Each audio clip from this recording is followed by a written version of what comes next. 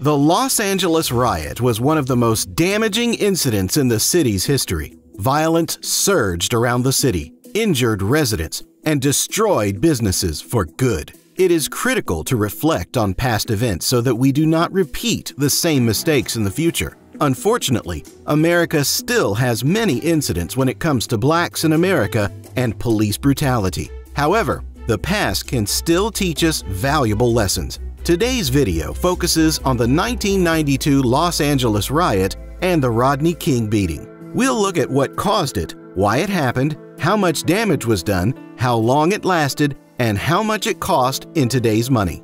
The Los Angeles Riot of 1992 was a large outbreak of violence, looting, and burning in Los Angeles that began on April 29, 1992, in response to the acquittal of 4 white Los Angeles police officers on all but one charge related to the brutal beating of an African-American motorist in March of 1991. More than 50 people were murdered, over 2,300 were injured, and thousands were detained as a result of several days of riots. The riots were one of the most severe civil disruptions in American history, destroying around 1,100 structures and causing total property damage of approximately $1 billion, which is approximately $2 billion in today's money. Fury over the acquittal erupted onto the streets, fueled by years of racial and economic injustice in the city, resulting in 5 days of rioting in Los Angeles. It sparked a national debate about racial and economic disparities,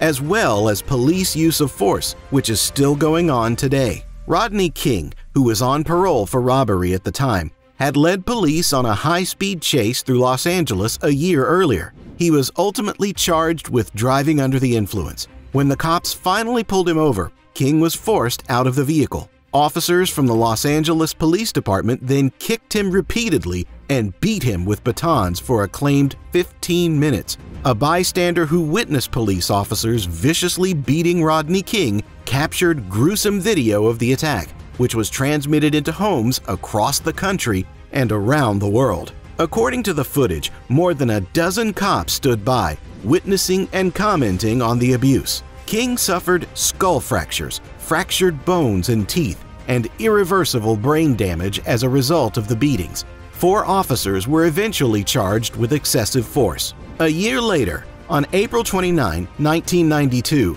a jury of 12 Ventura County residents, 9 white, 1 Latino, 1 mixed, and 1 Asian, found the 4 officers not guilty.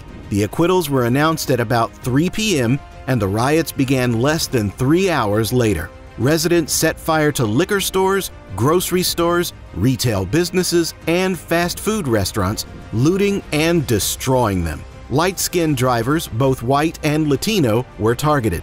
Some were dragged from their vehicles and attacked. The reason to the acquittal was particularly violent in South Central Los Angeles, today known simply as South Los Angeles. At the time, black people made up more than half of the population. In the years leading up to the riots, tensions in the neighborhood had been building. The unemployment rate was around 50%. A drug epidemic ravaged the region, and gang activity and violent crime were rampant. Another factor, in the same month as Rodney King's beating, a Korean store owner in South Los Angeles shot and murdered Latasha Harlins, a 15-year-old African-American girl accused of stealing orange juice. Harlins was later revealed to be holding money to pay for the juice when she was slain. The store owner was sentenced to probation and a $500 fine. The incident exasperated tensions between Koreans and African Americans, as well as the black community's dissatisfaction with the criminal justice system. At the same time,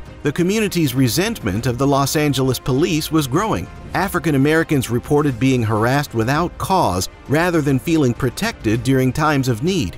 According to lawyer and civil rights activist Connie Rice, the LAPD was almost an occupying force at the time, particularly discriminatory against persons of color. What we had was aggressive paramilitary police in communities of color, particularly impoverished communities of color, with a culture that was harsh and brutal, racist, and abusive of force, Rice says in an interview.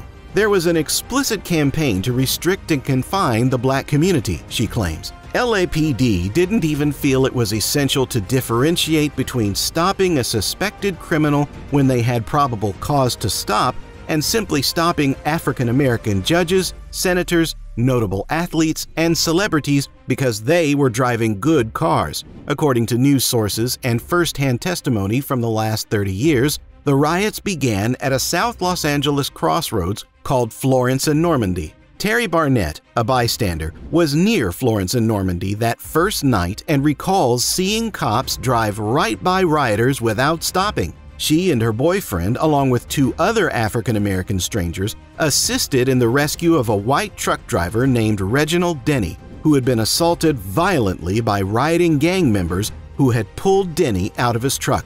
Denny was put back into his truck by Barnett, her boyfriend, and 2 strangers who drove him to the hospital and saved his life. One of the most surprising aspects of the 1992 Los Angeles riots was the LAPD's response, which was none at all. That night, the LAPD chief Daryl Gates went to speak at a fundraiser in West Los Angeles and repeatedly ordered cops to leave. Police did not respond to reports of looting and violence in the city for over 3 hours after the initial unrest began. The incident at Florence and Normandy was repeated throughout the night by rioters all around the city. That night, shortly before 9 p.m., Mayor Tom Bradley declared a state of emergency, and California Governor Pete Wilson directed 2,000 National Guardsmen to report to the city. Rodney King attempted to publicly appeal to the Los Angeles people to halt fighting on May 1st, the 3rd day of the riots. During the 5 days of disturbance, moreover,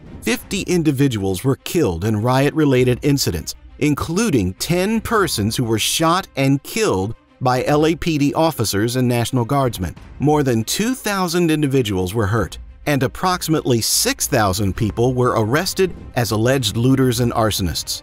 According to Rand Corporation, 36% of those jailed during the riots were African Americans and 51% were Latinos. The riots also affected daily life. A municipal curfew was declared from sundown to morning.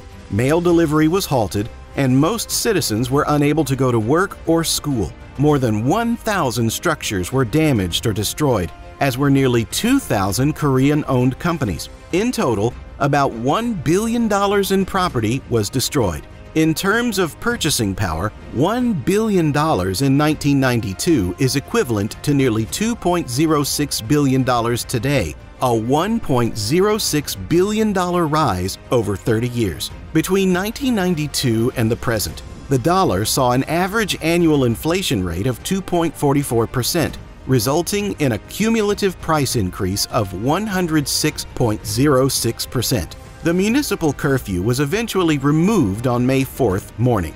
Residents gradually returned to their normal routines. However, the Rodney King Beating and the Los Angeles riots erupted from unresolved socioeconomic issues. That horrifying, blurry footage of his beating would be the first in a long line of viral police brutality videos. Let us now discuss some major factors 30 years after the event. Rodney King was awarded a settlement following the civil trial. After 2 of the officers who had assaulted him were convicted in a civil suit of breaching his civil rights, King earned a $3.8 million compensation from Los Angeles. In the Los Angeles suburb of Rialto, he bought a modest house for his mother and one for himself, and he periodically spoke with at-risk children at the request of local police. King was a recovering alcoholic. King was discovered unconscious at the bottom of his swimming pool in 2012. His autopsy revealed that he had narcotics and alcohol in his system at the time of his death. He was 47 years old. Stacy Kuhn and Lawrence Powell, 2 of the 4 officers charged in the King case, were convicted of violating King's civil rights in 1993. They each served 30 months in prison and never returned to the force. They are no longer residents of California. Timothy Wind and Theodore Brizano, the 2 other policemen, were both fired by LAPD and no longer live in California. More is needed to ensure all people are treated with equality and decency. This situation could have been avoided if the people of LA were not treated unjustly. We hope you enjoyed this video. Comment down below about what you know about the 1992 LA riot. Share the video and subscribe to our channel. See you in the next video.